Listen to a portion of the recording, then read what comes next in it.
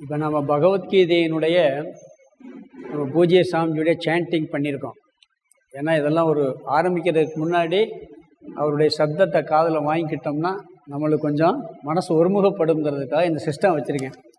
ஒவ்வொரு அத்தியாயம் ஆரம்பிக்கிறதுக்கு முன்னாடியும் அந்த சாண்டிங் பண்ணிடுவோம் சாமியுடைய கேட்டுட்டு.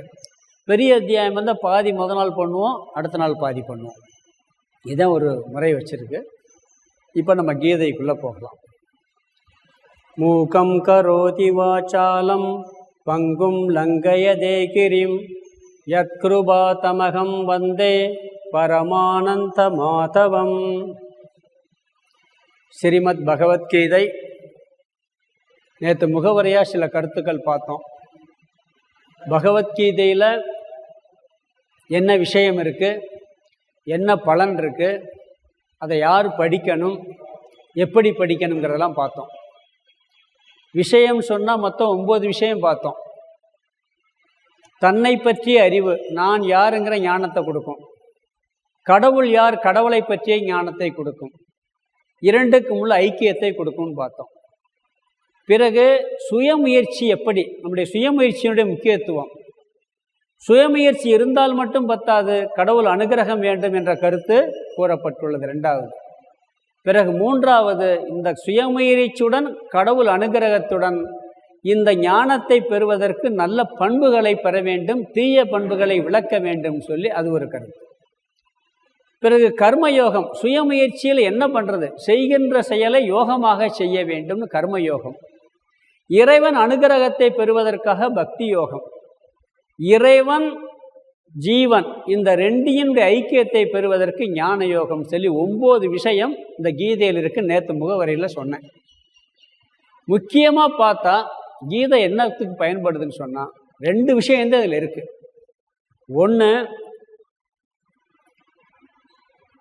எது உண்மை எது பொய் என்ற அறிவை கொடுத்து முழுமையான துக்கத்தை நீக்குவதற்காக உள்ள அறிவை கொடுப்பது.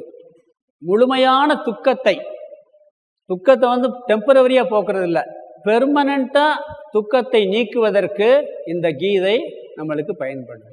அந்த அறிவை கொடுக்குது. 2வது என்னன்னா, அந்த அறிவை பெறுவதற்கான பக்குவத்தை பற்றிய அறிவை கொடுக்குது. துக்கத்தை போக்கும் அறிவு, அந்த அறிவை பெறுவதற்கான பக்குவத்தை பெறுவதற்கான அறிவு. இந்த 2 தான் கீதையில் இருக்கு. இந்த பகவத்கீதையை படித்தோம்னு சொன்னால், ஒன்று துக்கம் போகும். சில நேரம் துக்கத்தை, எல்லா துக்கத்தையும் தவிர்க்க முடியாது. மழை பேஞ்சிச்சுன்னா மழையை நிப்பாட்டுறதுக்கு நம்ம சக்தி கிடையாது. நம்மளுடைய பிராரப்த கர்ம வசத்தினால துக்கம் வரத்தையும் செய்யும். ஆனால் மழையை நிப்பாட்ட முடியுமா? கொடையை பிடிக்கலாம். வெயிலை நிப்பாட்ட முடியுமா? கொடையை பிடிக்கலாம். அது மாதிரி இந்த கீதை என்ன ஆகும்னா, வரக்கூடிய பிரச்சனைகளுக்கு கொடை மாதிரி நம்மளுக்கு பாதுகாப்பாக இருக்கும். ஒன்று, இந்த புண்ணிய பலத்தினால, கீதை படிக்கிற புண்ணிய பலத்தினால துக்கமே போயிடும். இல்லைன்னு சொன்னால் இந்த கொடையை பிடிச்சி காப்பாற்றணும், அதை பாதுகாக்கும். காட்டுக்குள்ளே போகிறோம், ரோட்டில் ஏதாவது கல்லு முள்ளு கடந்து எடுத்து போட்டலாம். அடர்ந்த காட்டுக்குள்ளே போகும்போது முள்ளப்புறம் எடுக்க முடியுமா? நல்ல ஷூவை போட்டுக்கிட்டா அந்த காலில் தாக்காமல் போக முடியும். அப்படி கீதை வந்து அந்த பிரச்சனைகளை முழுசாக நம்ம வெளியே இருக்கக்கூடிய பிரச்சனை நம்ம கையில் கிடையாது. என்கிட்ட இருக்க பிரச்சனையும் நான் மாற்றலாம். நீங்கள் வெளியே இருந்து வரக்கூடிய பிரச்சனை நான் மாற்ற முடியுமா? எனக்கு சக்தி கிடையாது. அதை தடுக்கிற கொடைய மாதிரி, செப்பல் மாதிரி பயன்படும். இது கீதையில் முக்கியமானது. சென்னையில் அதாவது பிரச்சனைகளவே தீர்க்கும் ஒன்று, இன்னொன்று அந்த பிரச்சனைகளை தாங்குகிற சக்தியை கொடுக்கும். சாமிகிட்ட ஒரு கிளாஸுக்கு வந்தாங்க ஒருத்தர். ரொம்ப நாள் கழித்து ரெகுலராக வந்துக்கிட்டு இருந்தார். வந்துக்கிட்டு இருக்கும்போது கொஞ்ச நாள், ஒரு 6 மாதம் ஆச்சு. ஒரு நாள் வந்து அவங்க ஒய்ஃபை கூப்பிட்டு வர்றாரு. ஏன்னா சாமியினால் எவ்வளோ மாற்றம் அடைஞ்சிருக்கு, ஒய்ஃபை கூப்பிட்டு வர்றாரு. வந்தால் அந்த அம்மா வந்து என்ன பண்ணுது, சாமி இவர் உங்கள் கீதை கிளாஸ்க்கெலாம் வர்றாரு, என்ன பிரயோஜனம்? இந்த அம்மா கேட்டது, என்ன பிரயோஜனம்னா, என்ன இப்படி சாமிக்கு பயம் என்னடா, நம்ம கீதை கிளாஸ் எடுத்து கம்ப்ளைண்ட் பண்ணுறதுக்கு வர வந்துருச்சு அந்த அம்மா அப்படின்ட்டு. சாமி இன்னும் என்னை திட்டுறதை குறைக்க மாட்டேறாரு சாமி, திட்டிக்கிட்டே இருக்கிறாரு, பிறகு என்ன கீதை கிளாஸுக்கு வர்றாரு அந்த அம்மா கேட்டுச்சு. உடனே அவர் சொன்னார், சாமி நான் திட்டுறேன், கீதை கிளாஸ்க்கு வர்றதுக்கு முன்னாடி எப்படி திட்டினேன், வந்தப்பறம் எப்படி திட்டுன்னு கேளுங்கன்னாரு. அது நம்ம முழிச்சு, ஆமாம் சார் முன்னாடி ரொம்ப மோசமாக திட்டுவார், காதில் கேட்கவே முடியாது, இப்போ டீசெண்டாக திட்டுறாரு. அப்போ அது பலன் இருக்கா இல்லையா? அந்த திட்டை மாற்றிருக்கு, இது அந்த பிரச்சனையே மாற்றிருக்கு. இன்னொன்று தாங்குகிற சக்தியை கொடுக்கும். அது எப்படின்னா, அதுக்கு ஒரு உதாரணம் சாமிகிட்ட நிகழ்ச்சி தான். சென்னையில் சாமிகிட்ட நேரடியாக அனுபவப்பட்டவங்க சொன்னது. ஒரு அம்மா வருது, என்ன சொல்லுதுன்னா, எப்போ பார்த்தாலும் சாமி என் வீட்டுக்காரர் ரொம்ப அடிக்கிறாரு, செய்கிறாரு, திட்டுறாரு, ஓயாமல் திட்டிக்கிட்டே இருக்காரு, என்னால் தாங்கவே சொல்லிக்கிட்டே இருந்துச்சு. கொஞ்ச நாள் கழித்து அந்த அம்மா சொல்கிறத நிப்பாட்டிடுச்சு, சாமிகிட்ட கம்ப்ளைண்ட் பண்ணுறத நிப்பாட்டிடுச்சு. என்னம்மா வீட்டுக்காரர் திருந்திட்டாரா அப்படின்னு கேட்டுச்சு. அவர் திருந்தலை சாமி, நான் திருந்திட்டேன். அவர் பேசுகிற சத்தத்தெல்லாம் சத்தம் இல்லாமல் செஞ்சிட்டேன், என்னமும் பேசிட்டு போகிறாரு, அது வெறும் சப்தமாக நினச்சிட்டு இந்த கீதையை படித்ததுனால அது உள்ளே எனக்கு போய் தாக்கிறது இல்லை. இது எப்படின்னா கொடை மாதிரி, முதல்ல பிரச்சனையே சால்வ் பண்ணது அவரே மாறிட்டார், திட்டுறது ரொம்ப திட்டினதை குறைச்சிட்டாரு. இங்கே அவர் குறைக்கலை, இந்த அம்மா என்ன பண்ணுச்சு, கவசம் மாற்றிக்கிடுச்சு கீதையை, கொடை மாதிரி செப்பல் மாதிரி. அப்படி ஒன்று பிரச்சனைகளை சால்வ் பண்ணும் அந்த சக்தியை கொடுத்து, இல்லை பிரச்சனைகளை தவிர்க்க முடியலைன்னா தாங்கிற சக்தியை கொடுத்துரும். அப்போ நம்மளுக்கு ரெண்டும் ஒன்று தானே, உலகத்தில் சந்தோஷமாக வாழ முடியும். அதுதான் கீதையினுடைய முக்கியமான பலனாக இருக்குது. நேற்று முகவரில் சொல்லியிருக்கிறேன், ஒரு சில விஷயங்கள் சொல்லாத மட்டும் சொல்கிறேன்.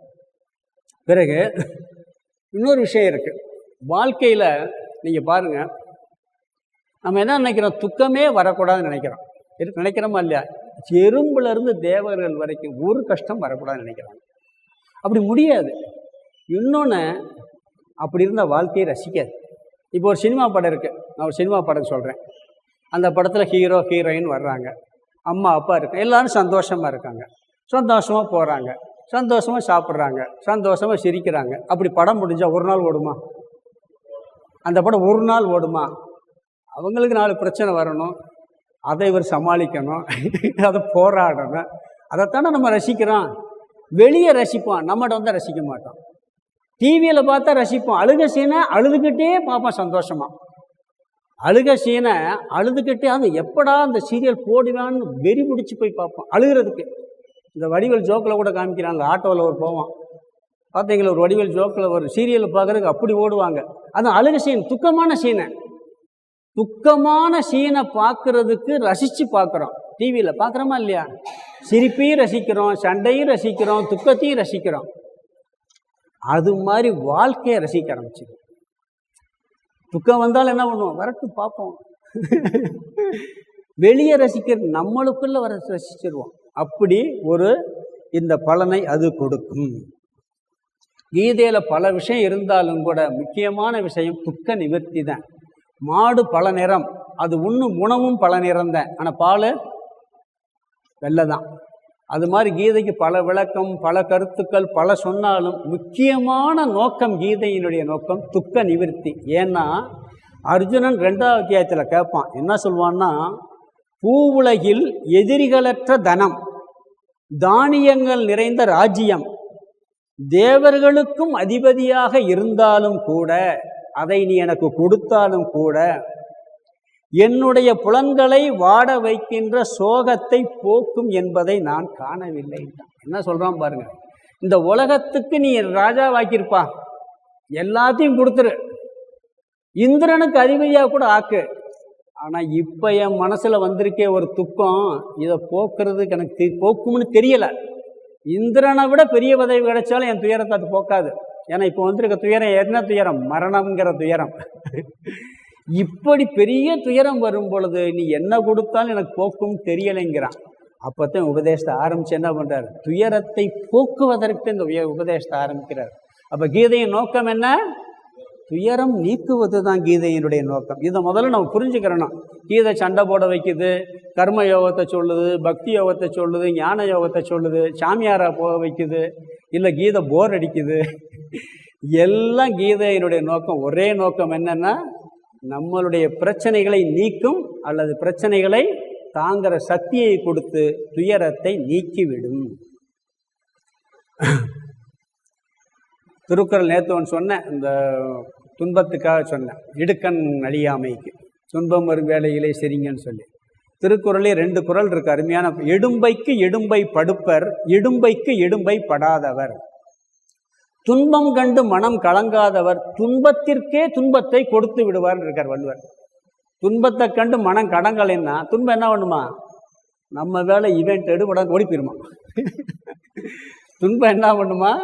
நம்ம இவனை போய் துன்பப்படுத்தலான்னு பார்த்தான், ஒன்றும் ஆகலைன்ட்டு அப்படி மனசில் என்ன பண்ண அந்த துன்பத்தை விரட்டி விட்டுருமா. இந்த மனசு என்ன பண்ண திடமாக வச்சு துன்பத்தை விரட்டி விட்டுரும்.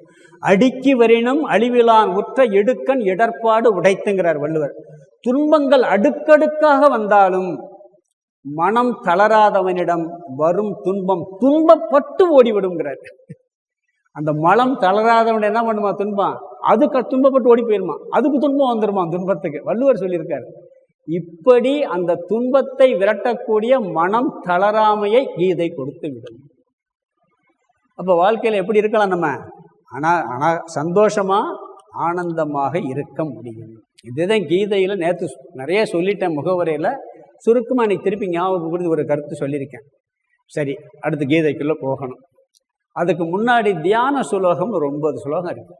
சும்மா சுருக்கமாக ஒரு 10 நிமிஷத்தில் சொல்லிடுறேன். அதாவது எந்த ஒரு செயல் ஆரம்பித்தாலும் வழிபாட்டோடு ஆரம்பிக்கணும், பிரார்த்தனையோடு ஆரம்பிக்கணும். அது நம்ம கல்ச்சரில் ஒரு பண்பு இருக்குது. நம்ம நேற்றே என்ன பண்ணுறோம்? குத்துவிளக்கு ஏற்றி வைக்கிறோம். இப்போயும் கூட நாமாவளி சொல்கிறோம். நீங்கள் ஒரு ட்ரெஸ் எடுத்தால் கூட சாமி படத்துக்கு முன்னாடி வச்சுட்டு யூஸ் பண்ணுறோம். புதுசாக ஒரு பொருள் வாங்கினா கூட கடவுள் முன்னாடி வச்சுட்டு பண்ணுறது. இது ஒரு பிரார்த்தனை. எந்த செயல் ஆரம்பித்தார் வழிபாட்டோடு ஆரம்பிக்கணும். ஏன்னு சொன்னால் நம்மளுக்கு இருக்க சக்தி ரொம்ப கம்மி. நம்மளுக்கு இருக்க சக்தி எவ்வளவு? மிக மிக அற்பமான சக்தி. கடவுள்கிட்ட எவ்வளோ பெரிய சக்தி இருக்குது?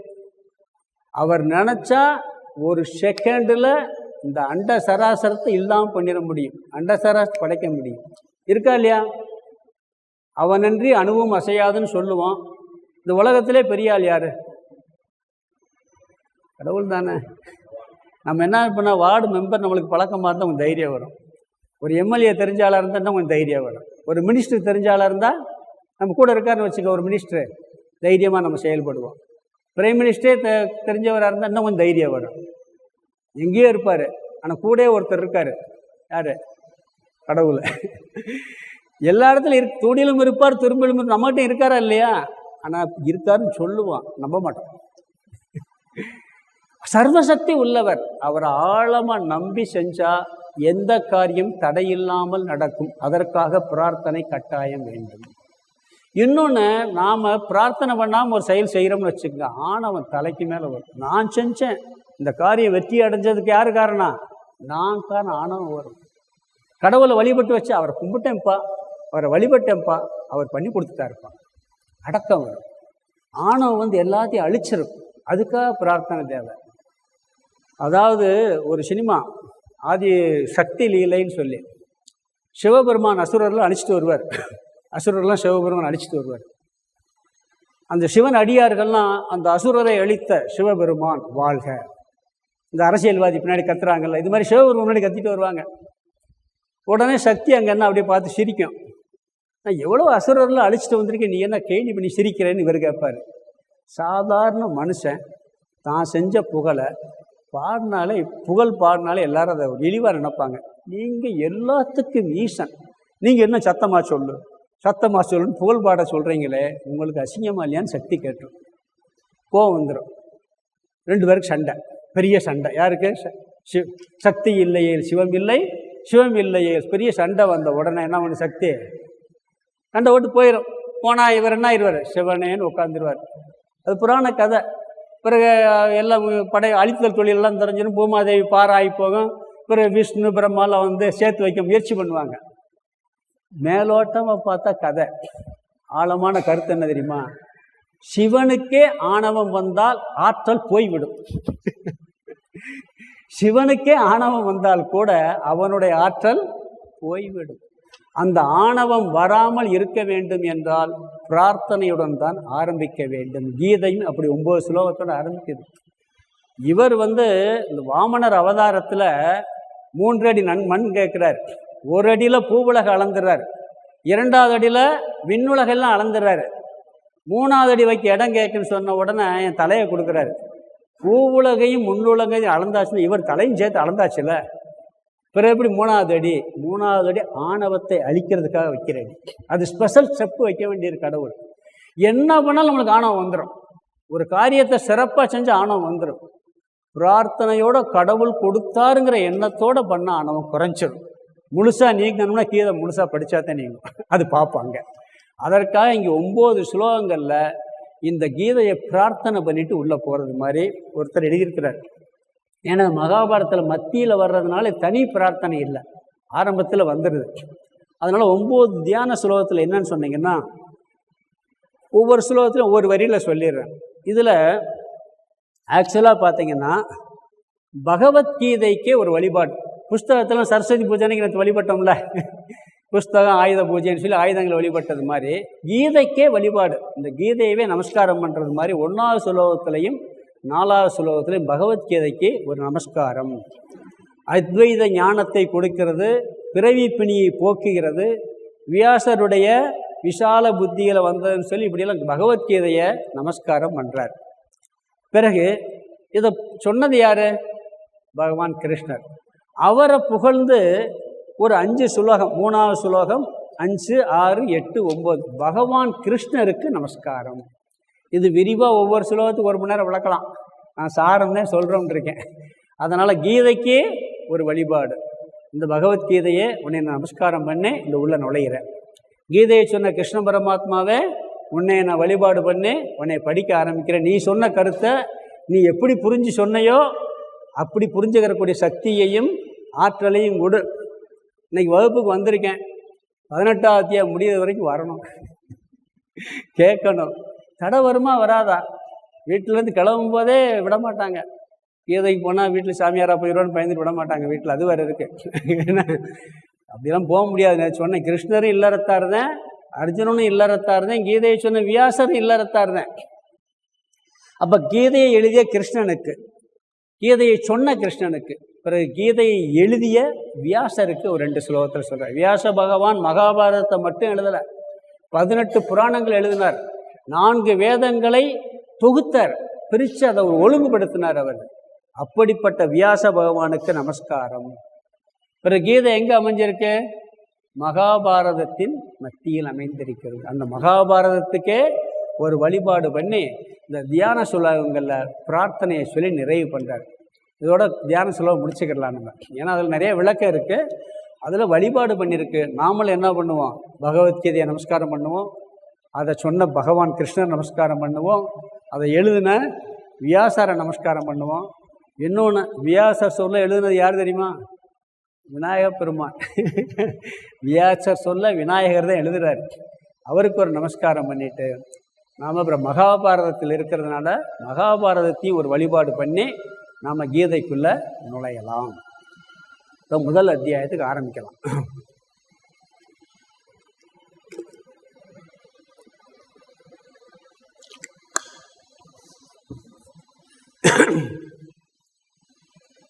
முதல் அத்தியாயம் பெயர் அர்ஜுன விஷாத யோகம். அர்ஜுன விஷாத யோகம்.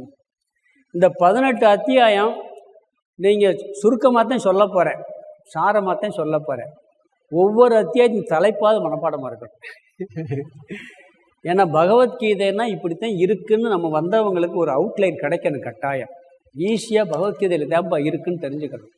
அப்போ ஒரு அத்தியாய தலைப்பு தெரிஞ்சுக்கணும். அர்ஜுன விஷாத யோகம். விஷாதம்னா துயரம்னு அர்த்தம், யோகம்னா தலைப்புன்னு அர்த்தம், இன்னொன்று முன்னேற்றுவதுன்னு ஒரு அர்த்தம். அவனுக்கு யோகம் அடிச்சிச்சுன்னு சொல்கிறாங்கல்ல, அவனுக்கு யோகம் வந்துருச்சுன்னா என்ன? முன்னேறிட்டான்னு அர்த்தம். அல்லது தலைப்புன்னு ஒரு அர்த்தம் இருக்குது. அர்ஜுன விஷாத யோகம்னா அர்ஜுனனுடைய துயரத்தை பற்றிய தலைப்பு, அல்லது அர்ஜுனனுடைய துயரத்தினால் அவனை முன்னேற்றியது. எப்படி துயர முன்னேற்றம்? சுகந்தான முன்னேற்றம். சுகத்தை விட துயரம் வாழ்க்கையில் வேகமாக முன்னேற்றக்கூடிய படிக்கட்டுன்னு விவேகானந்தர் சொல்லியிருக்கார். நம்மளுக்கு எப்போ கஷ்டம் வருதோ அப்போ தான் என்ன ஒன்று அடுத்த ஸ்டெப்பு நல்லா ஸ்ட்ராங்காக எடுத்து வைப்போம்.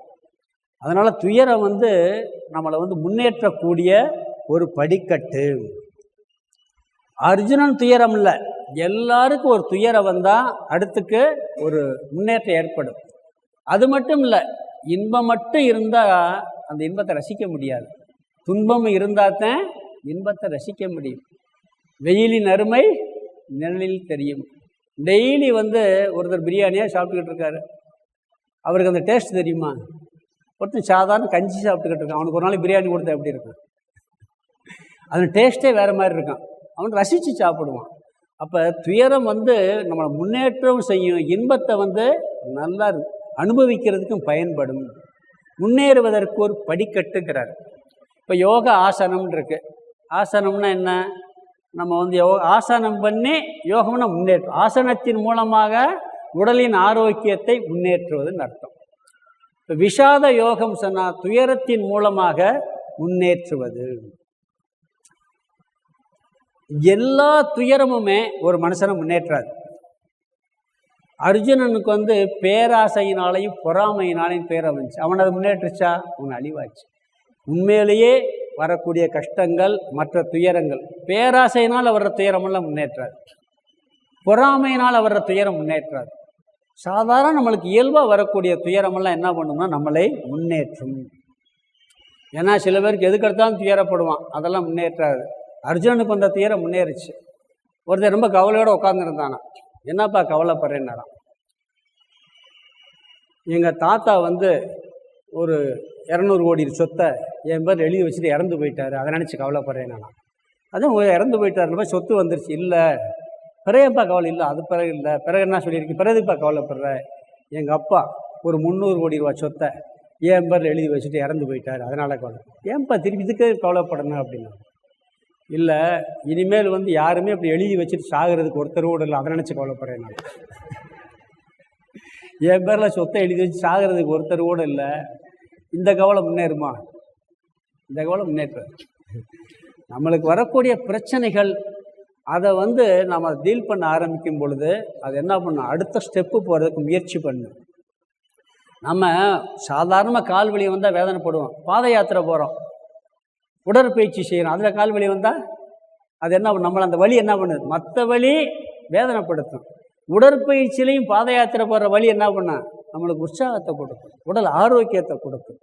அது மாதிரி அர்ஜுனனுடைய துயரம், அர்ஜுன விஷாத யோகம். இது துயரம் உலகிற்கு, அர்ஜுனனுக்கு மட்டுமல்ல இந்த உலகத்துக்கே கீதையை கொடுத்துருச்சு. அவன் பட்ட துயரம் இந்த உலகத்திற்கு கீதையை தந்தது. அது மட்டும் இல்லை, தொடர்ச்சியாக வெற்றி வந்துக்கிட்டே இருந்து ஆணவம் வந்துடும். அதனால் சில ஒரு இடையன் வரணும், வந்தால் தான் நம்ம என்ன பண்ணுவோம், கரெக்டாக அடுத்த ஸ்டெப்பு எடுத்து வைக்க ஆரம்பிப்போம். சில நேரங்களில் ரொம்ப போட்டு வெற்றி மேலே வெற்றினா, நான் ஒரு பாடசாலையில் ஒரு பையன் ரொம்ப ப்ரில்லியண்ட்டாக இருந்தானா, அதனால் அவனுக்கு ஆணவம் வந்துருச்சு. எது கேட்டாலும் இப்போ கேள்வி கேட்டுக்கிட்டே இருப்பானா, எது பண்ணிகிட்டே இருப்பானா. அவர் என்ன பண்ணார், கொஞ்ச நாள் எருவும் பாலாக கொடுத்து குத்தியை மந்தமாக்குனாரான். ஒரு ரொம்ப ஆணவம் வந்துடுது. அப்படி வரக்கூடாதுங்கிறதுக்காக என்ன சொல்கிறாருன்னு சொன்னார், இங்கே இந்த துயரம், இவனுக்கு வந்த துயரம் நம்மளுக்கு கீதையை கொடுத்திருக்கிறது. இதில் எப்படி வருதுன்னு சொன்னால், முதல்ல திருதராஷ்டிரன் சொல்கிறான், போர்க்களத்தில் சண்டை நடக்குது, அந்த சண்டையை நேர பார்க்கறதுக்கு உனக்கு சக்தியை தர்றேன், கண் பார்வையை தர்றேன், இங்கேருந்தே பார்க்கலாம்னு சொல்லி திருதராஷ்டிரனுக்கு அந்த சக்தியை வியாசர் கொடுக்க வர்றார். எல்லாரும் இறக்கிறத பார்க்க எனக்கு விருப்பம் இல்லை, யாராவது பார்த்து சொன்னால் நான் கேட்குறேங்கிறான். அப்போ சஞ்சயன்கிறவன் அவர் கூட இருக்கக்கூடியவர், திருதராஷ்டிரன் கூட இருக்கக்கூடியவர். அவர் உத்தமமான பண்புடையவர், ஒரு விருப்பு வெறுப்பு இல்லாத ஒரு தன்மை உடையவர். அவருக்கு இந்த ஞான கண்ணை தர்றார் யார், வியாசர். அப்போ அவர் என்ன பண்ணுறாரு, போர்க்களத்தில் நடக்கிறதெல்லாம் பார்த்து டிவி லைவ் டெலிகாஸ்ட் பண்ணுறோம்ல, அது மாதிரி பண்ணுறாரு. இங்கே அரண்மனையில் உட்காந்துக்கிட்டு அங்கே சண்டை நடக்கிறதெல்லாம் பார்க்குறாரு, பார்த்து சொல்ல போகிறார். அப்போ துரியோதனுடைய அப்பா திருதராஷ்டிரன் என்ன கேட்குறாரு, அங்கே என்னதான் நடக்குதுன்னு சொல்லுங்கிறார். அப்பயே என்ன பண்ணுறது தெரியுமா, நம்மவர்களும் பாண்டவர்களும் என்னதான் செய்கிறார்கள்ங்கிறார். தர்மக்ஷேத்திரமாகிய குருக்ஷேத்திரத்தில் நம்மவர்களும் பாண்டவர்களும் என்ன செய்கிறார்கள் சொல்லுப்பாங்கிறார். தர்மக்ஷேத்திரம் அது தர்மத்தை நிலைநாட்டக்கூடிய இடம், மற்ற சண்டை மாதிரி இல்லை. இவங்க தர்மத்தை நிலைநாட்ட ஒரு இடத்துல கூடி கரெக்டாக பிளான் பண்ணி தேதி குறித்து சண்டை போடுவாங்க அந்த காலத்தில். அங்கே எல்லாம் போருக்கு ரெடியாக நிற்கிறாங்க. இவன் சொல்லும்போது 2 பேரும் பிள்ளைங்க தானே, ஒன்று தம்பி பிள்ளைங்க, இன்னொன்று இவருடைய பிள்ளைங்க. நம்ம பிள்ளைங்க என்னப்பா செய்கிறாங்கன்னு கேட்டிருக்கலாம். அங்கேயே என்ன பண்ணும், நம்மவர்களும் பாண்டவர்கள் அங்கேயே பிரிச்சுட்டார். அவனுடைய அந்த பிரிவு தெரியுதாங்க முதல் வார்த்தையே. அதனால தான் இவ்வளோ பிரச்சனை, இல்லாட்டி வந்திருக்காது, சண்டையே வந்திருக்காது. நியாயமாக நடந்திருந்தாருன்னா, திருதராஷ்டிரன் நடந்திருந்தா சண்டையே வந்திருக்காரு. அப்படி கேட்குறாரு. அப்போ அங்கே என்ன நடக்குது சொன்ன உடனே போர்க்களத்தில் எல்லாரும் அணிவகுத்து நிற்கிறாங்க. அதை பார்த்து துரியோதனன் பேச ஆரம்பிக்கிறான். என்ன பேச ஆரம்பிக்கிறான்னா, அந்த படையில் யார் யாரெல்லாம் இருக்காங்க அப்படிங்கிறத கரெக்டாக சொல்கிறான். இவர் பலசாலி, இவர் இப்படிப்பட்டவர். ஏன்னா எப்பயுமே சண்டை போடும்போது எதிரில் இருக்கவங்க யார், நம்மகிட்ட இருக்கவங்க யார், 2 வழியும் தெரிஞ்சுக்கிறணும். அதான் வழி அறிதல்னு ஒரு அதிகாரத்தில் திருக்குறள் ஒன்று சொல்கிறேன். வினை வழியும் தன் வழியும் மாற்றான் வழியும் துணை வழியும் தூக்கி செயல் இருக்கார். இவங்கெல்லாம் தெரியும் யார் யாரெல்லாம் இருக்காங்க. நம்ம சொல்கிறோம்ல, பாகிஸ்தானில் என்ன அஸ்திரம் இருக்குது, என்ன ஆயுதம் இருக்குது, நம்மகிட்ட என்ன ஆயுதம் இருக்குது லிஸ்ட்டு போட்டுருவான். நீ அடித்தா இவன் அதை விட பல மடங்கு அடிக்க சக்தி இருக்குன்னு சொல்லி. அது மாதிரி துரியோதனன் என்ன சொல்கிறான், நம்மகிட்ட 11 அக்ஷரோணி படை இருக்குது, அங்கே 7 அக்ஷரோணி படை இருக்குது, அங்கே எல்லாம் இருக்காங்க. பீஷ்மர் மரணம் அவர் விரும்பினாத்தே நான் இருக்கேன். அப்படிப்பட்ட பீஷ்மர் இருக்கார், துரோணாச்சாரியார் இருக்கார், அங்கே பீமர் இருக்கான், அர்ஜுனன் இருக்கான் சொல்லுவான். அங்கே யாரெல்லாம் இருக்கா, இங்கே யாரெல்லாம் இருக்கான்னு சொல்லி அந்த போர்க்களத்தினுடைய படைகளை எல்லாம் அணிவகுத்து சொல்கிறான். ஃபஸ்ட்டு கீதையில் இதான் ஆரம்பம். சொல்லிட்டு என்ன சொல்கிறேன், எல்லாரும் பீஷ்மரே காப்பாற்றி சுற்றி காப்பாற்றுங்கன்னா, பீஷ்மர் போயிட்டாருன்னா தோல்வி நிச்சயம்னு உனக்கு தெரியும். அதில் பீஷ்மரை சாக விட்டுறாங்க. பீஷ்மர் சாக முடியாது, அவர் மரணத்தை அவராக விரும்பி எடுத்துக்கிட்டாத்தே முடியும். இருந்தாலும் என்ன சொல்கிறான், பயம், ஏன்னா தர்மம் இல்லை. பயத்தில் என்ன பண்ணுறான், புலம்புறான். புலம்புன உடனே போர்க்கள அணிவகுப்பெல்லாம் சொல்லி முடித்த உடனே பீஷ்மர் என்னடா தேவையில்லாமல் பயந்து உளறான்னு சொல்லி சங்கை ஊதிடுறார். யார், பீஷ்மர். சண்டை ஆரம்பிக்கலாம்னா சங்கை ஊதுறாரு. சொல்லுவாங்க சங்கை ஊதிட்டான்ப்பா சொல்லுவாங்கள்ல, சும்மா இருந்த சங்கை ஊதிட்டான்னு சொல்லுவாங்க. போர் ஆரம்பிக்கிறது பார்த்தீங்கன்னா இதில் எல்லாத்துக்கும் சூக்ஷமாக இருக்குது. முதல்ல சங்கை ஊதுனது யார், துரியோதனன் படை. கோர்ட்டில் கூட யார் அடித்தான்னு கேட்பான். போலீஸ் ஸ்டேஷனில் போய் விசாரணைக்கு போங்க, பெரிய காயம் கூட இருக்கலாம், யார் அடித்ததுன்னு கேட்பான். நீ எம்ஜிஆர் படம் பார்த்துருக்கீங்களா, எம்ஜிஆர் அடிக்கவே மாட்டார். முதல்ல ஒரு அடி கூட அடிக்க மாட்டார், 2 அடி அடிப்பான். அது இந்த இடத்துல ரத்தம் வரும், அப்படி ஒரு தடவை தொடப்பார், தொடச்சிட்டு திருப்பி அடிப்பார். பார்த்துருக்கீங்களா இல்லையா? அது மாதிரி இவன் சண்டை யார் ஆரம்பிக்கிறாரு, சண்டை யார் ஊதுறா, பீஷ்மர் ஊதுகிறார். துரியோதனம் பக்கம் தான் சங்கை ஊதுறாங்க. ஊதுன உடனே அவர் ஊதுறாரு, துரியோதனம் ஊதுனா என்னென்ன சங்குன்னு பேரெல்லாம் வரிசையில் பட்டியலிடுறாங்க. படிப்போம். இப்போ இவர் இந்த சங்கை ஊதுனார், அவர் அந்த பிற ஊதுனோன்னு என்ன பண்ணுறாங்க, இவங்க சும்மா இருப்பாங்களா, நாங்களும் ரெடிப்பா அப்படின்னு கிருஷ்ணர் பாஞ்ச சங்கு, அர்ஜுனன் சங்கை ஊதுறான். எல்லாரும் அவங்க சங்கை ஊதுறாங்க. இதில் ஒரு வர்ணனை சொல்கிறாரு, அங்கே 11 அக்ஷரோணி இருக்குது, இங்கே கம்மியான படவே இருக்குது. ஆனால் அதில் எப்படி சொல்கிறாருன்னா, அந்த வர்ணிக்கும் போது துரியோதனன் பக்கமுடைய சங்க ஒளி தாரை தம்பட்டமெல்லாம் பயங்கரமாக இருந்துச்சுங்கிறார். எப்படி இருந்துச்சான், பயங்கரமாக இருந்துச்சுங்கிறார். பயங்கரம்னா ரொம்ப அதிகமாக இருந்திருக்கு. இங்கே எப்படி சொல்கிறாருன்னா வார்த்தையை கேளுங்க. பாண்டவர் பக்கம் சங்கொலி துரியோதனாதிகளின் இதயத்தை பிளந்ததுங்கிறார். இவங்க கம்மி, அவங்க கூட. அந்த சங்கோலி பயங்கரமாக இருந்துச்சான். இவங்க சங்கோலி எதிரிகளின் இதயத்தை பிளந்ததுங்கிற வர்ணிக்கிறார். அப்போ ஏன்னா இங்கே தர்மம் இருக்குது. தர்மத்தோடு ஒருத்தர் சண்டை போடுறான்னு வச்சுங்க, ஆக்ரோஷம் வீரம் பொங்கிரும். அந்த அதர்மத்தில் இருக்கவனுக்கு என்ன இருந்தாலும் என்ன ஆகும், அந்த ஒரு பயம் இருக்குது. அதனால என்னதான் நீ பண்ணாலும் கூட அந்த ஒரு துணிச்சல் வீரம்ங்கிறது அங்கே வர்றது. ஏன்னா அங்கே இருக்க பூரா என்ன பண்ணுறான்னா வேற வழி இல்லாமல் துரியோதனன் கூட இருக்கான். ஒன்றும் இல்லை, கிருஷ்ணர் இங்கே இருக்காரு, கிருஷ்ணர் படையெல்லாம் அங்கே இருக்கு. அவங்க எப்படி கிருஷ்ணரை சண்டை உடம்பு ஒரு தைரியத்தோட சண்டை போட முடியுமா, யோசிச்சு பாருங்க. அது அதர்ம பக்கம். தர்ம பக்கம் இருக்கவனுக்கு என்ன ஒரு வீர வரும். அதனால பாண்டவர்கள் பக்கம் இருக்கக்கூடிய சங்கொலி துரியோதனாதிகளின் இதயத்தை பிளந்தது, கௌரவர்களின் சங்கொலி பயங்கரமாக இருந்தது. எப்படி வர்ணிக்கிறார் பாருங்க. ஒவ்வொரு வரியிலையுமே ஒரு சூட்சமான கருத்து இருக்குது. காரணம் தர்மம். இதெல்லாம் ஃபஸ்ட்டு கதை தான். முதல் அத்தியாயத்தில் பெரிய விஷயம் இருக்காது. கிருஷ்ணர் வாயே திறக்கலை முதல் அத்தியாயத்தில், ஞாபகம் வச்சுக்கோங்க. அப்போ என்ன பண்ணுறார், ஓதி முடித்த உடனே இவர் என்ன பண்ணுறாரு, போர்க்கள அணிவகுப்பு இதெல்லாம்.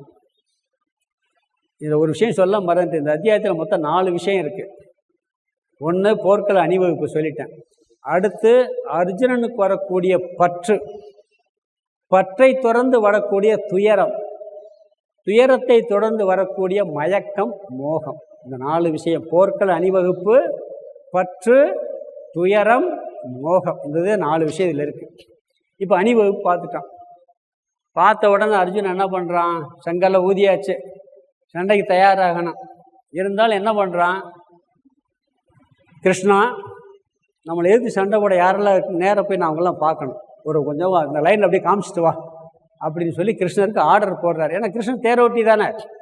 ஆர்டர் போட்டால் கிருஷ்ணன் யார், சாதாரண ஆளா, கபடக்கண்ணன், லேஸ்பட்ட ஆள் கிடையாது.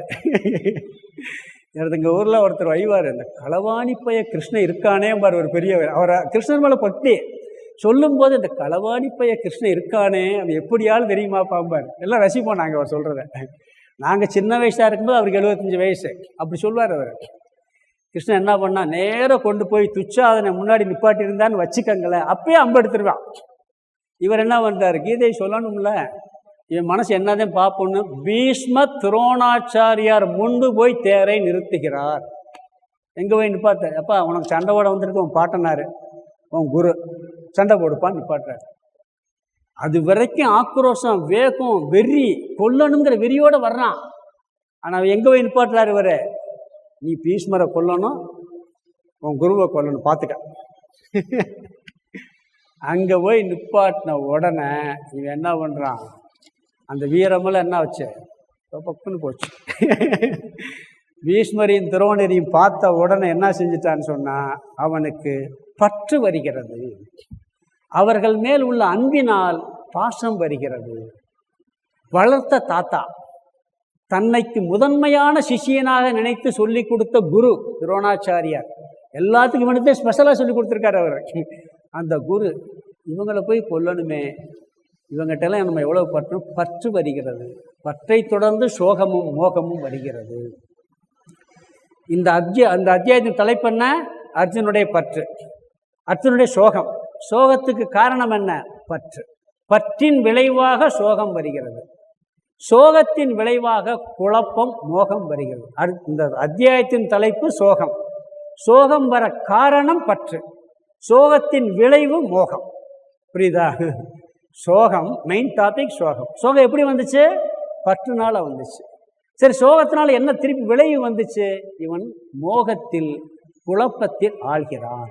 இப்போ பற்றை பற்றி பார்ப்போம். பற்றுனா என்ன, பற்று வர காரணம் என்ன, பற்றின் விளைவு என்ன. பொதுவாக அதை பற்றி சுருக்கமாக பார்த்துடலாம். பொதுவாக நம்மிடமும் நம்மை சார்ந்தவர்களிடமும் நம்மிடம் உள்ள பொருள்களில் மீதும் உள்ள ஒரு பிடிப்பு இருக்குது பார்த்தீங்களா, இதுக்கு பேர் பற்று. நம்மள மேலேயும் பற்று இருக்கும், நம்மை சார்ந்தவர் மேலேயும் பற்று இருக்கும். நம்மளுக்கு ஒரு பயன்படக்கூடிய ரொம்ப பிரியமான பொருள் இருந்தால் அதுலேயும் பற்று. இல்லாட்டி நம்மளுக்கு இல்லை, தேவை இருக்குது, அது மேலே ஆசை இருக்குன்னு வச்சுங்க, அந்த பொருள் எப்படா கிடைக்கும்னு ஒரு பற்று வரும், அதன் மேலேயும் பற்று இருக்கும். பற்றுங்கிறத கவனமாக நான் புரிஞ்சுக்கணும். வள்ளுவர் ஒரு இடத்துல சொல்கிறார், பற்றுக பற்றற்றான் பற்றினை அப்பற்றை பற்றுக பற்று விடற்குங்கிறார். எங்கே பற்றணும் எங்கே பற்றக்கூடாதுன்னா சொல்கிறார் அவர். பகவானை பற்றுனா மற்ற பற்று விட்டுன்னு சொல்லியிருக்காரு. இங்கே பொதுவாக ஒரு பொருள் மேலே உள்ள பிடிப்பு, ஒரு உறவினர்கள் மேலே உள்ள ஒரு பிடிப்பு, அப்போ அவங்க மேலே அன்பே வைக்கக்கூடாதா, கருணையை வைக்கக்கூடாதா? அன்பும் கருணையும் கட்டாயம் தேவை. அன்பு கருணை இல்லாமல் இருக்கக்கூடாது. அந்த அன்பு எப்படி இருக்கணுங்கிறதே இருக்குது. பாசத்தினால் வரும் அன்பு பற்று, பாசத்தினால தான் மேலேயும் தன்னை சார்ந்தவர்கள் மேலே வந்துச்சுன்னா பற்று. இந்த பற்று அதிகமாக இருக்கிறதுனால தான் சில நேரம் குழந்தைகள் தவறு பண்ணால் கூட கண்டிக்காமல் விட்டுருவோம். இந்த துரியோதனும் காந்தாரியும் இந்த தவறை பண்ணதுனால தான் இவன் கெட்டு குட்டிச்சவராக போனான். யார்? துரியோதனன். திருதராஷ்டிரனும் கண்டிக்கலை, அந்த பற்றுனால கண்டிக்காமல் விட்டாங்க. பற்று இருக்கணும், அது எப்படி எவ்வளவு இருக்கணுங்கிறதெல்லாம் இருக்குது. அன்புங்கிறது எல்லாருக்கும் தேவைதான். அந்த அன்பு அன்புக்கும் பற்றுக்கும் நிறைய வித்தியாசம் இருக்குது. அது மட்டும் இல்லை, நம்ம இல்லறத்தில் இருக்கவங்களுக்கெல்லாம் அன்பு எல்லார்ட்டையும் இருக்கணும். நம்ம சேர்ந்தவங்ககிட்ட, குழந்தைங்கள்கிட்ட, பெரியவங்ககிட்ட எல்லார்ட்டையும் இருக்கிறதுக்கு பேர் அன்புடம். திருவள்ளுவர் கூட பாருங்கள், இல்லறவியல் ஆரம்பித்த உடனே அன்புடைமைன்னு வச்சுருப்பார்.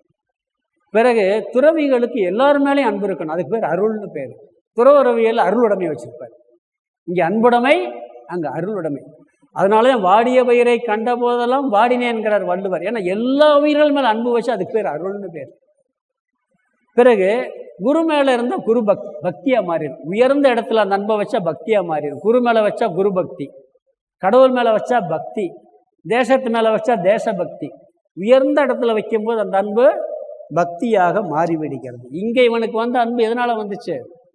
உறவினர்கள் மேல் உள்ள பற்று. இவனுக்கு அந்த அன்பு பற்றாக மாறி இருக்கு. ஏன்னு சொன்னால், ஒரு இடத்துல ரொம்ப சுகத்தை அனுபவிச்சோம்னு வச்சுக்கோங்க, அங்கே பற்று வந்துடும். அன்பு அனுபவித்தாலும் பற்று வரும். இப்போ ஒரு குழந்தைய கடை வீதியிலே கூப்பிட்டு போகிறீங்க, பேசாமல் போயிட்டு வர்றீங்க, ஒன்றுமே கேட்காது. ஒரு நாளைக்கு போய் ஒரு கடையில் ஐஸ்கிரீம் கடை, அந்த பார்த்ததே இல்லை அந்த பிள்ளை, போய் அந்த கடையில் ஐஸ்கிரீம் வாங்கி கொடுத்துட்டு சாப்பிட விட்டீங்க, போயாச்சு. ஒரு 2 நாள் கழிச்சு திருப்பி அந்த தெருவழி வர்றீங்க, அந்த கடைக்கிட்ட அந்த குழந்தை நின்றோம். அதுக்கு முன்னாடியே நேராக போயிருக்கோம். ஒரு நாள் சாப்பிட்டு அனுபவிச்சிருச்சா, என்ன பண்ண, அங்கே பற்று வந்துருச்சு அந்த ஐஸ்கிரீம் மேலே, விடாது. ஓ வாங்கி கொடு வாங்கி கொடுங்க. இப்படி ஒன்று அனுபவித்து அந்த சுகத்தை அனுபவித்து அது மேலே பற்று வரும். இவர் என்ன பண்ணியிருக்கிறாருன்னா, குருநாதர் துரோணாச்சாரியார்ட்டையும் தாத்தாட்டையும் ரொம்ப அன்பு அனுபவிச்சிட்டான். யார்? அர்ஜுனன். எப்பயுமே பாருங்கள், ஒரு குழந்தை அப்பா அம்மாட்ட கூட அவளை அன்பு அனுபவிக்காது, தாத்தா பாட்டி எடுத்து அனுபவிக்கும். தாத்தான்னா ரொம்ப செல்லம் கொடுப்பார். ஒரு பையன் ஒரு வீட்டில் என்ன பண்ண, அப்போல்லாம் அந்த செல்ஃபோன் வரல, இவர் அப்பாட்ட ஃபோன் எடுத்து பேசுவார். மகன் அப்போ குழந்தைய அப்பா அடிக்கிறாரு. அவகப்பா அவகப்பாட்ட பேசுவார். இந்த பையன் என்ன பண்ணான் தெரியுமா, அடித்த உடனே இரு உங்கள் அப்பாட்ட சொல்கிறேன் அப்படின்ட்டு ஃபோனை எடுத்து, ரிங் பண்ணலாம் தெரியாது, தாத்தா ஓ மகன் என்னை அடிக்கிறான் சொல்லி வையுங்கிறான். தாத்தா ஓ மகன். ஏன்னா தாத்தான்னு அந்த உரிமை, நீ என்னை அடிக்கிற இல்லை உங்கள் அப்பாட்ட சொல்லி உன்னை அடிக்க வைக்கிற. அந்த அளவுக்கு தாத்தா மேலே தான் பற்று இருக்கும். இவன் அர்ஜுனன் என்ன பண்ணியிருக்கான், தாத்தாட்ட பீஷ்மர்கிட்ட சின்ன வயசில் அப்படி அனுபவிச்சுட்டான். அதனால் இவனுக்கு என்னாச்சு, பற்று வந்துருச்சு. அது மட்டும் இல்லை, துரோணாச்சாரியர்த்தையும் அப்படித்தான். இது சண்டைக்கு வரும்பொழுது கிளம்பும்போது தர்மன் தயங்கினானான். தர்மன் அப்படியே தயங்கியிருக்கான், நம்ம சொந்தக்காரன் சண்டை போடலாமா. ஏய் என்ன செஞ்சதெல்லாம் மறந்துட்டியா, திரௌபதி எவ்வளோ அசிங்கப்படுத்தினாங்க, எவ்வளோ நம்மளை அவமானப்படுத்தினான், மறந்துட்டியான்னு வெறியோடு எடுத்துகிட்டு வர்றான். இங்கே என்ன பண்ணுறான், பார்த்த உடனே அப்படியே சொல்கிறான். சில பேர் பாருங்கள், பெரியவங்களை தனியாக வெளியே இருந்து திட்டுவான், நேருக்கு நேரம் பார்த்தா திட்ட மனசு வராது, அன்பு வந்துடும். அதே நாள் அங்கே இருக்கும்போது எப்படி துரோணாச்சாரியார் அங்கே இருக்கலாம்னு கோபம்லாம் இருக்குது. நேர கண் முன்னாடி பார்த்த உடனே இவனுக்கு என்ன ஆகிப்போச்சு, பற்று வந்து விடுகிறது. ஒரு பற்று வந்தால் அதில் 4 விளைவு வரும். ஒன்று கோபம் வரும், இன்னொன்று பயம் வரும், இன்னொன்று லோபம் வரும், 4வது சோகம் வரும். எப்படின்னா, ஒரு பொருள் இருக்குது, நான் வச்சுருக்கேன், அது மாதிரி பற்று இருக்குது. நம்மளை விட கூடுன ஒரு அண்ணனா பலசாலி பிடிக்கிட்டான்னு வச்சுக்கோங்க, பயம் வரும். திருப்பி அடிக்க சொல்லுமா, போயிருச்சேன்னு பயம் வரும். அவனை அடிக்க முடியாது, பயம் வரும். நம்மளை பலவீனன் பிடுங்கினானே என்ன வரும், கோபம் அவன் அடிக்க போயிடுவான். நம்மளை விட பலசாலி அந்த பொருளை அபகரித்தா கோபம் வரும். பலவீனன் அபகரித்தா, பலசாலி அபகரித்தா பயம் வரும். பிறகு கிடச்சிருச்சுன்னு வச்சுக்கோங்க, விடக்கூடாதுன்னு லோபம் வரும். எப்படி வரும், தன்னை விட்டு விடக்கூடாதுன்னு லோபடி வரும்.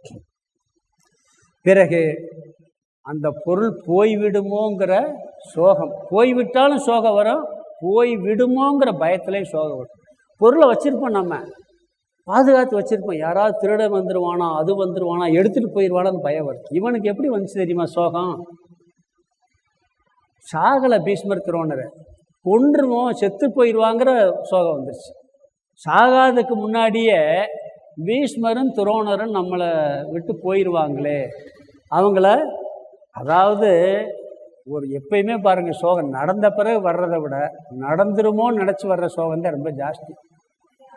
நடக்கிறதுக்கு முன்னாடியே பயத்தில் அப்படி பாதுகாப்பு வச்சுக்கிட்டு அந்த சோகந்தே அதிகமாகிடுது. தென்கட்சி ஒன்று சொல்வார் ஒரு ஜோக்கில். ஒருத்தன் ட்ரெயினில் போயிருக்கான், டிக்கெட் பரிசுவர் வந்திருக்காரு. வந்த உடனே டிக்கெட் கேட்டாராம். 2 டிக்கெட் எடுத்திருக்கான். இங்கிட்ட ஒரு எடுத்த உடனே ஒரு டிக்கெட்டை காமிச்சிருக்கான். இப்போ 2 டிக்கெட் இன்னொரு ஆள் எங்கேன்னு கேட்டிருக்கேன். நான் ஒருத்தர் தான் அப்படின்னு இருக்கேன். எதுக்குப்பா 2 டிக்கெட் எடுத்த ஒரு ஆளுன்னா? ஒன்று தொலைஞ்சு போச்சுன்னா நீ 1000 ரூபா ஃபைன் போட்டுருவிய. அதுக்கு முன்னாடியே தொலைய போகிறதில்ல, தொலைஞ்சு போயிருமோன்னு ஒரு எண்ணம். அப்போ இதுவும் தொலைஞ்சு போச்சுன்னா என்ன ஆகணும்? அதே சீசன் டிக்கெட் வச்சுருக்கேன்னு எடுத்தானோ. இது எப்படி ஓவர் பாதுகாப்பு? கற்பனையிலேயே சோகம், கற்பனையிலேயே பயம். பீஷ்மர்த்தரோடு முன்னாடி இருக்காங்க, சண்டையே ஆரம்பிக்கலை. இதை தீரத்தில் அப்படி ஒரு நம்பிக்கை, நிச்சயம் அவங்கள கொல்ல வேண்டிய வந்துடும். சண்டையில் அவங்க அதர்வம் பக்கம் நிற்கிறாங்க. அவங்க அழிக்க வேண்டியது வருதே, அவர்கள் அழிந்து விடுவார்களேங்கிற சோகம் இவனுக்கு விடுது. கெட்டது நடக்கிறதுக்கு முன்னாடியே கெட்டது வந்துருமோன்னு இவனுக்கு வருகிறது. இப்போ பற்றின் விளைவாக இவனுக்கு என்ன வந்தது? சோகம் வந்தது. இந்த தலைப்பு அர்ஜுன விஷாத யோகம். அது மட்டும் இல்லை, மாமன் மச்சான் அண்ணன் தம்பி எல்லாம் இருக்காங்க, இந்த பக்கம் இருக்காங்க அந்த பக்கம் இருக்காங்க, ஒரே பங்காளி சண்டை தானே. ஆனால் 56 தேசம் அதில் கலந்துருந்தது. பாரத தேசத்தினுடைய இன்னைக்கு இருக்கக்கூடிய ஆப்கானிஸ்தான், பாகிஸ்தான் எல்லாம் இப்போ இந்தியாவோட ஆப்கானிஸ்தான் தான் காந்தார நாடு, திருதராஷ்டிரனுடைய ஒய்ஃபுடைய நாடு ஆப்கானிஸ்தான் தான். எல்லாம் அவ்வளவு தூரம் எல்லாம் உறவினர்களை பார்த்த உடனே இவனுக்கு தோஷம் வந்து விட்டது. இன்னொன்று, இந்த துயரம் வர்றதுக்கு என்ன சொல்லுவாங்கன்னா, நம்ம என்ன நினைக்கிறோம், புண்ணியம் பண்ணால் சுகம் வரும், பாவம் பண்ணால் துக்கம் வரும்னு சொல்லியிருக்கான். சில துக்கம் புண்ணியத்துலேயும் வருமா, சில துக்கம் என்ன வருமா, புண்ணியத்தில் சில கஷ்டம் பிறகு சந்தோஷத்தை இப்போ பிரசவ வலி இருக்குது, அது துக்கம் தானே, அது புண்ணியத்தினால தானே வருது. ஏன்னா அந்த வலிக்கு பிறகு என்ன வருது, ஒரு பெரிய சந்தோஷம் கிடைக்கும். அது மாதிரி அர்ஜுனனுக்கு இந்த துயரம் புண்ணியத்தில் வந்துச்சான். அதனாலவே அவனுக்கும் பலன் கிடைச்சிச்சு, நம்மளுக்கும் பலன் கிடைக்குது. சில நேரம் பார்ப்போம், நம்ம கஷ்டம் வரும், உண்மையிலே அது பகவான் சில நேரங்களில் கஷ்டத்தை நல்லது கூட கொடுப்பார். ராமகிருஷ்ண பரமஹம்சர் ஒரு இடத்துல ஒரு நேரத்தில் அவருடைய அந்த கோயிலில் ஒரு பெரியவர் இருப்பார். இவர் சின்ன வயசில் பூஜை பண்ணிக்கிட்டு இருக்கும்போது அவர் பெரியவர் ஒரு தப்பு பண்ணுவார். ஆனால் அவர் வாக்கு பலிதம் உள்ளவர். அந்த பெரியவர் யாரும் அவரை சொல்ல மாட்டாங்க, கண்டிக்க மாட்டாங்க. இவர் துணிச்சலை போய் என்ன அப்படிலாம் நீங்கள் போய் பண்ணிக்கின்னு சொன்ன உடனே, ஏண்டா பொடிப்பையில் நீயா என்னைய சொல்கிறன்னு உன் வாயில் ரத்தமாக கக்கட்டும் சாபம் போட்டுவார். அவர் என்ன சொன்னாலும் பலிக்குமா. அப்போ என்ன பண்ணியிருக்கிறாங்க, மறுநாள் பார்த்தா ராமகிருஷ்ணன் வாய் ரத்தமாக வலியுது.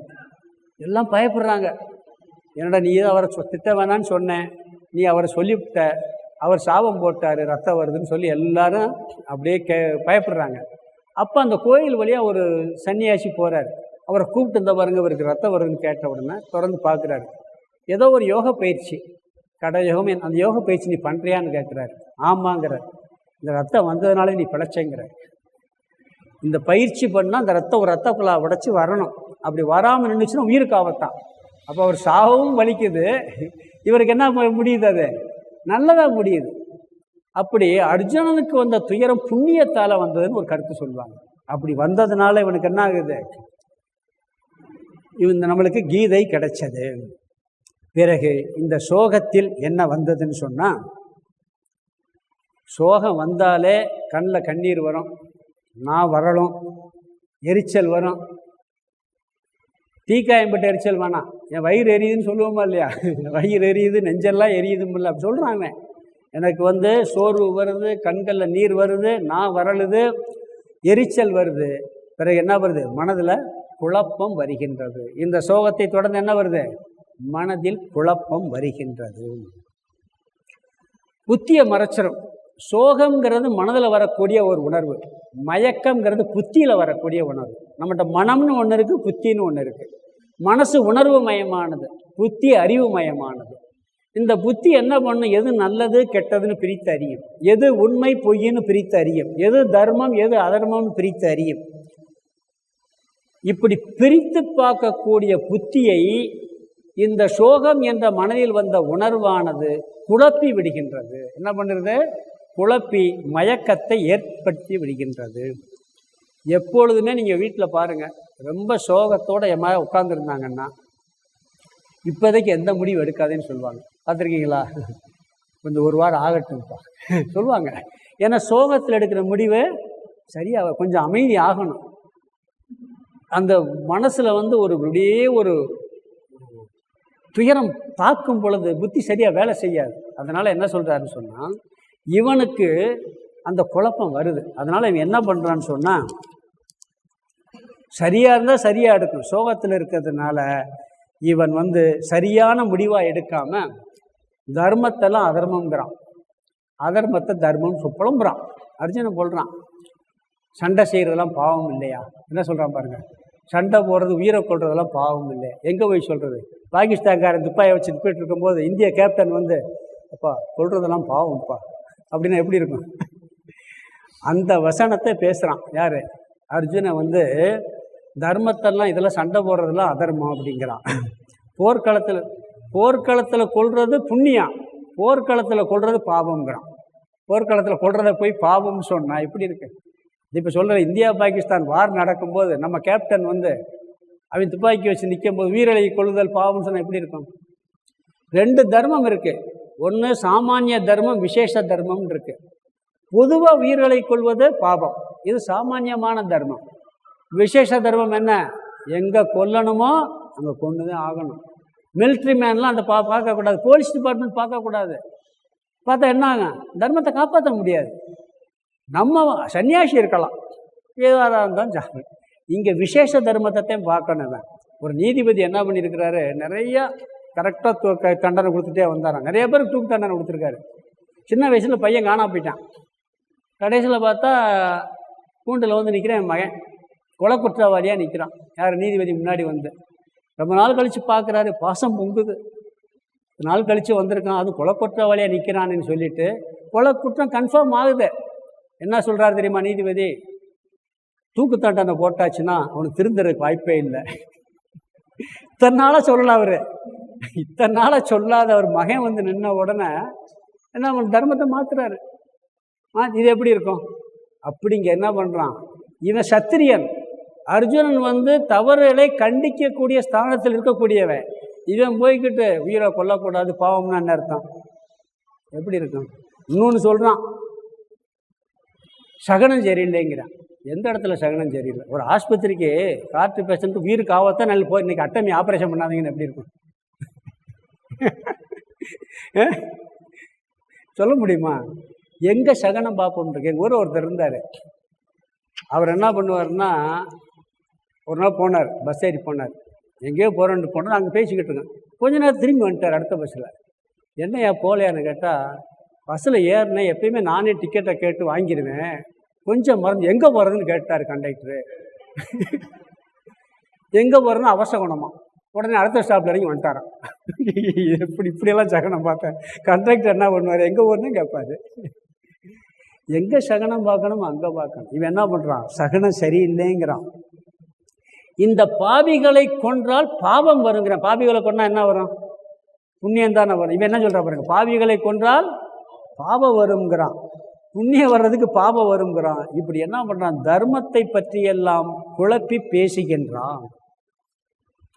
அதாவது எல்லாம் குல நாசமாயிரும், குடும்பம் அழிஞ்சு போயிடும், உறவு கெட்டு போயிடும் சொல்லி புலம்புறான். நம்ம சாஸ்திரத்தில் ஒரு விதி இருக்குது. ஒரு குடும்பம் வாழ்கிறதுக்கு ஒருத்தனால குடும்பம் கெட்டுக்கிட்டு இருக்கு, அந்த ஒருத்தன் இறந்தால் பரவாயில்ல, நான் அழிச்சிடணுமா? ஒரு குடும்பம் ஒருத்தனால வாழணும்னா அந்த ஒருத்தனை அழிச்சா ஒருத்தனை இழக்கிறதுனால குடும்பம் வாழ்ந்தால் அந்த ஒருத்தனை அழிக்கிற தப்பு இல்லையா? ஒரு ஊர் வாழ்வதற்கு ஒரு குடும்பம் அழிஞ்சா தப்பு இல்லையா? ஒரு குடும்பம் தான் அழிஞ்சாதான் ஊர் வாழணும், அந்த குடும்பத்தை அழிச்சாலும் தப்பு இல்லைங்கிறது. ஒரு நாடே வாழ்வதற்கு ஒரு ஊரவே அழிக்க வேண்டியதுக்குன்னு வச்சுக்கணும், அந்த ஊரே அழிஞ்சாலும் தப்பு இல்லையா? அது தர்மம் சொல்லி சாஸ்திரம் சொல்லியிருக்கு. தர்மத்தை காப்பாற்றுறதுக்கு எல்லாம் அழிஞ்சாலும் தப்பு இல்லையா? ஒரு தர்மத்தை காப்புறதுக்கு எதை வேணாலும் பண்ணலாம். ஏன்னா தர்மம் நிலச்சி நின்றுச்சுன்னா தொடர்ச்சியாக வரும். இப்போ மகாபாரத யுத்தத்தில் கிட்டத்தட்ட 20 லட்சம் போர் வீரர்கள் கலந்துருக்காங்க. கொஞ்சம் நஞ்சம் இன்றைக்கி நம்ம மிலிட்ரியில் கூட அவ்வளோ இருக்காது. இந்த அக்ஷரோணி படை ஒரு அக்ஷரணி எவ்வளோ கணக்கு போட்டு பார்த்தா 20 லட்சம் போர் வீரர்கள் இருக்கும். கணக்கு பண்ணி பார்த்தோம்னா 5 பேர் இங்கே இவங்கிட்ட 5 பேர் மிஞ்சினாங்க. அங்கிட்ட அஸ்வத்தாமனும் கிருபாச்சாரியார் தான். எல்லாம் கம்ப்ளீட்டாக க்ளோஸ். தர்மத்தை காப்பாற்றுறதுக்கு எத்தனை பேர் இறந்துருக்காங்க பாருங்க. இவன் என்ன பண்ணுறான், எல்லாம் செத்து போயிடுவாங்க, இறந்து போயிடுவாங்க. சுஸ்லோகம் அப்படியெல்லாம் இருக்குது. அதனால் என்ன சொல்கிறாருன்னு சொன்னான், இவன் குழம்பி இவனையே இவன் ஏமாற்றி கொள்கின்றான். நமக்கு பற்றுனால ஒரு கடமையை செய்யும்போது தடை வந்தால் நம்ம என்ன பண்ணுவோம் தெரியுமா, அதை செய்யாமல் இருக்கிறதுக்கு ஏதாவது சாக்கு போய் சொல்லி காலத்தை போக்குவோம். ஏதாவது ஒரு காரணம் சொல்லி என்ன பண்ணுவோம், காம்ப்ரமைஸ் பண்ணி அதை விட்டு விடுவோம். இப்படி இங்கு இவனுக்கு இந்த குழப்பம் வந்து விட்டது. யாருக்கு வந்திருக்கு? அர்ஜுனனுக்கு. இவனுக்கு முதல்ல என்ன வந்துச்சு? பற்று வந்துச்சு. பற்றை தொடர்ந்து சோகம் வந்தது. சோகம் வந்த உடனே அதை தொடர்ந்து குழப்பம் வந்து விடுகின்றது. நிறைய சொல்லி இனிமேல் நான் போரே செய்ய மாட்டேன்னு சொல்லி வில்லி அம்பையும் கீழே போட்டுட்டு என்ன பண்ணுறான், பேசாமல் தேர்தட்டில் உட்கார்ந்து விடுகின்றான். இது முதல் அத்தியாயத்தில் உள்ள சாரம். முதல் அத்தியாயத்தின் தலைப்பென்ன? அர்ஜுன விஷாத யோகம். அர்ஜுனனுடைய தோகத்தை பற்றிய தலைப்பு. அவன் சோகப்பட்டதனால் இந்த கீதை கிடைத்தது. அவனும் முன்னேறினான், இந்த உலக மக்களும் உயிர்ப்பதற்கு இந்த கீதையும் கிடைத்தது. அந்த சோகம் எப்படி வந்தது? பற்றினால் வந்தது. இவனுக்கு ஏற்பட்ட பற்றினால் சோகம் வந்தது. சோகத்தினுடைய விளைவாக குழப்பம், மயக்கம், எது நல்லது, எது கெட்டது, எது தர்மம், எது அதர்மம், எது உண்மை, எது பொய் என்ற குழப்பம் இவனுக்கு வந்தது. மோகம் வந்தது. முதலில் போர்க்கள அணிவகுப்பு. போர்க்கள அணிவகுப்பில் முதல்ல சண்டை ஆரம்பிக்கிறது யார்? கௌரவர்கள். அவனுடைய பயம் தெரிகிறது. ஏன்னா அங்கே தர்மம் இல்லை. அந்த அணிவகுப்பில் துரியோதனுடைய புலம்பல் தெரிகிறது. பிறகு அர்ஜுனனுக்கு பற்று வருகின்றது. பற்றை தொடர்ந்து சோகம் வருகின்றது. சோகத்தை தொடர்ந்து மோகம் வருகின்றது. 4 தலைப்பு முதல் அத்தியாயம் ஞாபகம் வச்சுக்கோங்க. போர்க்கள அணிவகுப்பு, அர்ஜுனனுக்கு வந்த பற்று, நம்மளுக்கும் பற்று வரும். அன்போடு எல்லாரும் இருக்கலாம், ஞாபகம் வச்சுக்கோங்க. அன்பு கட்டாயம் வேணும். தர்மம், நியாயம், கடமை என்று வரும் பொழுது அந்த அன்பு பற்றாக மாறக்கூடாது. பற்றாக மாறாமல் கடமையை செய்தால் அவர்களுக்கு நல்லதாக இருக்கும், நம்மளுக்கு நல்லதாக இருக்கும். இவன் என்ன பண்ணுறான்? பற்று சோகமாக மாறி குழப்பமாக மாறி கடமையை செய்ய தவறுகின்றான். கடமையிலிருந்து வீழ்ந்து நான் போர் செய்ய மாட்டேன் என்று அமர்ந்து விடுகின்றான். இவன் சோகத்தில் மூழ்கி அமர்கின்றான். இதுவரை பகவான் கிருஷ்ணர் வாயே திறக்கல. எப்பயுமே இதில் ஒரு பெரிய பண்பு இருக்குது. யாராவது தாம் பிரச்சனை சொல்லி புலம்புனார்னு வச்சுக்க 2 வார்த்தை பேச்ச நிப்பாட்டு அப்படின்னு நம்ம சொல்லக்கூடாது. பொறுமையாக கேட்கணும். குழம்பி தவிக்கட்டும் கேட்கணும். இது ஒரு பெரிய பண்பு. கிருஷ்ணர் அதை பண்ணியிருக்காரு இந்த அத்தியாயத்தில். இவ்வளவு சொல்கிறான், பேசவே. அடுத்த அத்தியாயத்தில் 2 வார்த்தை சொல்லுவார், பேச ஆரம்பிச்சிருவான் அவன். பிறகு சிஷ்யனாக மாறி அவன் அதுக்கு தகுதி வந்தவுடன் என்ன பண்ணுவார்? உபதேசத்தை ஆரம்பிப்பார். அதனால் இந்த அத்தியாயத்தில் அர்ஜுனனுடைய சோகம், அதற்கு காரணம் பற்று. சோகத்தின் விளைவு மனக்குழப்பம், அறியாமை. அந்த அறியாமையை நீக்குவதற்கு, அந்த குழப்பத்தை நீக்கி சோகத்தை போக்குவது தான் கீதையினுடைய முழு விஷயம். இந்த அத்தியாயம் இனிமேல் வரக்கூடிய அத்தியாயமெல்லாம் வரும். அதனால் அந்த அத்தியாயத்தை, 2வது அத்தியாயத்தை நம்ம அடுத்த வாரத்தில் பார்க்கலாம். ஓம் பூர்ணமத பூர்ணமிதம் பூர்ணாத் பூர்ணமுதச்யதே பூர்ணஸ்ய பூர்ணமாதாய பூர்ணமேவாவசிஷ்யதே. ஓம் சாந்தி சாந்தி சாந்தி. ஹரிஹி ஓம். ஆதிகுருநாத சுவாமிக்கு ஜெய்.